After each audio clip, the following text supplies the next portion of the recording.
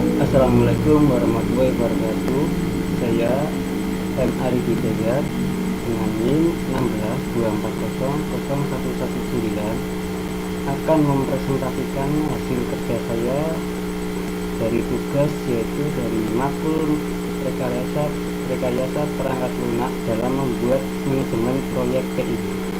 Di sini saya membuat aplikasi SQ dengan pendekatan evolutionary prototype. Langsung saja ke pembahasan selanjutnya, yaitu ruang lingkup masalah. Di sini ruang lingkup masalah terdiri dari konteks tersendiri, yaitu terdiri dari suatu sistem yang memiliki fitur cek plagiarisme terhadap jawaban ataupun tugas kuis dari siswa berjenis essay.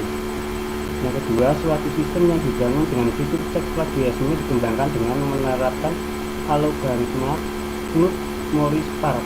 Pengembangan aplikasi menggunakan pendekatan evolutionary prototype yang dapat membantu stakeholder serta pengembang sistem dalam menggali spesifikasi kebutuhan sistem sesuai yang diinginkan stakeholder. Yang ketiga, yaitu suatu sistem yang memiliki fitur aplikasi yang akan mendukung kegiatan belajar mengajar, salah satunya yaitu fitur cek plagiarisme yang diterapkan dengan menggunakan salah satu algoritma, yaitu string matching, yaitu algoritma Knut-Morris-Park. Selanjutnya yaitu ada information object. Information object tersendiri yaitu terdiri dari input dan output, di mana input adalah data tambah tugas dan outputnya yaitu daftar tambah tugas. Yang kedua, data tambah kuis, dan outputnya yaitu daftar tambah kuis. Input yang ketiga adalah data ikuti kelas, dan yang outputnya adalah daftar ikuti kelas. Selanjutnya ada data aktivasi akun yang menghasilkan output daftar aktivasi akun. Yang terakhir yaitu data cek plagiarisme yang menghasilkan output daftar cek plagiarisme. Dan selanjutnya adalah function dan performa.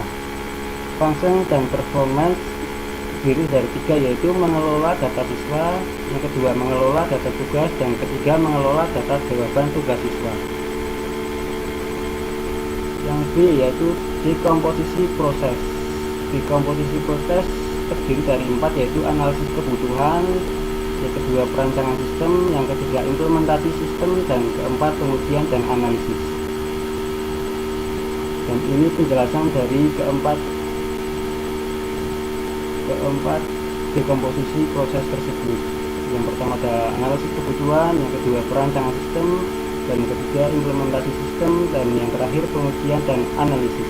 Yang selanjutnya adalah yaitu tahapan instrumental.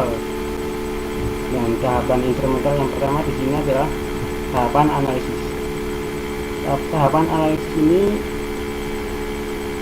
berisi tentang yaitu permasalahan di dunia pendidikan yang tidak menggunakan, yaitu seiring dengan berkembangnya dunia teknologi, dunia pendidikan dapat pula ditunjang oleh teknologi agar kegiatan belajar mengajar dapat meningkat ke taraf yang lebih baik. Misalnya saja sekolah yang masih menggunakan satu cara mengajar yaitu konvensional, padahal fasilitas yang ada di sekolah tersebut terbilang memadai.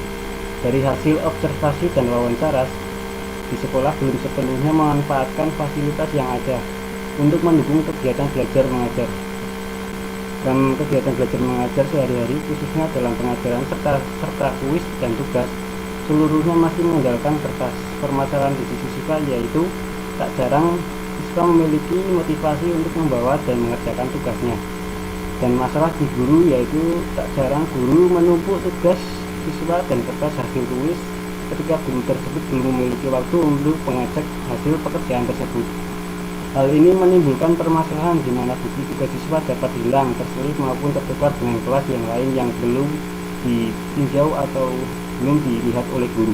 Selanjutnya adalah untuk melakukan pengembangan aplikasi penelitian menggunakan sebuah model pengembangan perangkat lunak yang bernama evolutionary prototype, di mana pendekatan prototype dianggap sebagai pendekatan yang paling baik untuk membantu tim pengembang serta stakeholder dalam memahami spesifikasi kebutuhan yang belum jelas. Yang kedua adalah tahapan instrumental kedua, yaitu tahapan desain. Di tahapan desain ini disimpulkan ke dalam beberapa literasi, yaitu pertama pada tahapan analisis dan perancangan menghasilkan 14 kebutuhan fungsional dengan hanya memiliki 2 aktor, yaitu guru dan siswa. Pada literasi kedua didapatkan penambahan kebutuhan fungsional sebanyak 30 kebutuhan, termasuk kebutuhan fungsional untuk melakukan cek plagiasi. Pada sisi guru dan 3 kebutuhan fungsional mengalami perubahan dalam pengoperasian berjalan. Kemudian pada literasi selanjutnya yaitu aktor dibagi menjadi 3, yaitu guru, siswa, dan admin. Semuanya digambarkan ke dalam sebuah case yang terlihat seperti pada gambar ini, yaitu ada user, guru, admin, dan siswa. Semuanya memiliki case-case tersendiri. Yang selanjutnya adalah buah tabel perancangan kelas diagram prototipe. Ada C user, C model, C controller, dan C tugas, C kuis. Semuanya terhubung dan saling terkait. Yaitu selanjutnya ada tahapan 3, yaitu instrumental. Tahapan kode membangun aplikasi.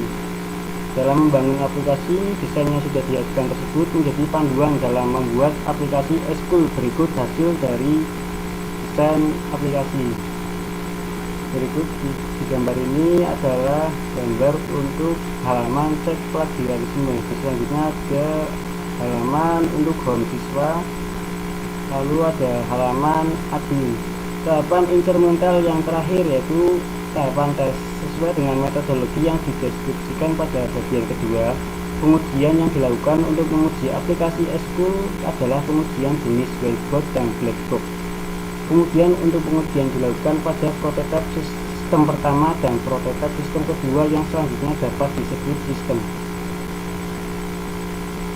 Untuk pengujian dari kebutuhan non-fungsional yaitu performa, dilakukan pengambilan 3 sampel halaman yang akan diujikan dari masing-masing prototipe. Hasil pengujian yang diharapkan adalah halaman yang dapat diakses dalam waktu kurang dari 3 detik. Dan berikut adalah gambaran untuk hasil pengujian.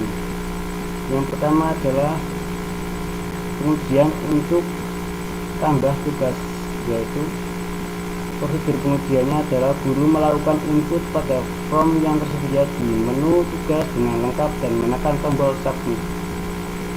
Dan hasil yang akan diharapkan adalah tugas baru akan tersimpan dan siswa yang melakukan add pada guru tersebut dapat melihat tugas tersebut. Dan kasus yang kedua adalah guru tidak melakukan input apapun pada form tugas dan menekan tombol submit, dan sistem yang dihasilkan adalah sistem akan menampilkan pemberitahuan bahwa form tersebut wajib diisi. Dan yang kedua adalah hasil uji dari tambah kuis. Prosedur pengujian adalah guru melengkapi form tambah kuis pada halaman. Hasil yang diharapkan adalah kuis baru berhasil dibuat. Dan yang kedua adalah guru tidak melengkapi form tambah kuis dan menekan tombol submit. Dan hasil yang diharapkan adalah terdapat pemberitahuan bahwa file-file tertentu harus diisi. Pengujian yang ketiga adalah pengujian untuk ikuti kelas, yaitu prosedur pengujian siswa telah berada di halaman formnya dan belum mengikuti kelas manapun dan menekan tombol ikuti pada salah satu kelas. Dan hasil yang diharapkan adalah siswa tidak dapat mengikuti kelas lainnya lagi setelah memilih untuk mengikuti satu kelas. Dan pengujian yang selanjutnya adalah pengujian untuk aktivasi akun siswa, yaitu prosedur pengujian adalah admin melakukan login dan masuk ke halaman home admin pada data pengguna baru yang termasuk siswa admin menekan tombol diaktifkan. Dan hasil yang diharapkan adalah data siswa tersebut langsung masuk ke halaman data pengguna siswa dan nama siswa tersebut tidak muncul kembali pada halaman daftar pengguna siswa baru. Dan pengujian yang terakhir adalah pengujian untuk jalur cek plagiarisme. Di sini digambarkan dalam tabel, yaitu terdapat beberapa jalur Dan hasil yang diharapkan dari suatu sistem adalah sistem akan mengeluarkan guru kembali ke halaman login karena session time telah habis. Jadi ada sistem sendiri untuk melakukan cek plagiarisme. Yang kedua adalah sistemnya diharapkan adalah sistem dapat mengeluarkan hasil kesamaan. Jadi jika ada hasil kesamaan dari tugas yang dicek, maka sistem seharusnya bisa mengeluarkan hasil dari kesamaan. Teks yang dibandingkan dalam bentuk angka presentase, yaitu presentase kesamaan dari tugas tersebut. Baik, selanjutnya adalah ini saya akan menjelaskan bagaimana model pengembangan aplikasi dan aplikasi ini dengan menggunakan evolutionary prototyping, yaitu di sini digambarkan dalam sebuah tabel, yaitu tabel yang pertama adalah jumlah tim. Jumlah tim di sini tidak membutuhkan tim yang banyak. Jadi dalam satu tim itu hanya dari 3 sampai 5 orang. Dan biaya pekerjaan di sini juga biaya pekerjaan tidak terlalu besar, yaitu biaya tidak terlalu besar untuk mengembangkan aplikasi ini. Skala pengerjaan yaitu kecil, waktu pengerjaannya tidak cukup lama atau bisa dibilang cepat, dan kerumitan pekerjaannya juga tidak terlalu rumit. Dan bagi pengalaman tim ini memiliki pengalaman yang menengah menuju banyak pengalaman. Dan selanjutnya adalah manajemen proyek perangkat lunak yang terdiri dari 3, yaitu people, problem, dan proses. Yang pertama adalah people. People terdiri dari 4, yaitu 1 project technical manager yang di sini adalah berperan sebagai merencanakan, motivasi, mengorganisasi, dan mengontrol sebuah proyek aplikasi. Di aplikasi ini yang berperan sebagai project manager adalah pengembang atau stakeholder. Dan yang kedua adalah practitioners yang menyampaikan keterampilan teknik yang diperlukan untuk merekayasa sebuah produk aplikasi. Pada aplikasi ini yang berperan sebagai practitioners adalah pembuat aplikasi. Dan yang ketiga adalah customer. Customer adalah orang yang menentukan jenis kebutuhan bagi perangkat lunak yang akan direkayasa. Dalam hal ini, dalam pembuatan aplikasi ini yang berperan sebagai customer adalah guru. Dan yang keempat adalah end user. End user adalah orang yang akan memakai perangkat lunak. Dalam hal ini yang berperan sebagai end user adalah guru dan murid. Selanjutnya adalah problem.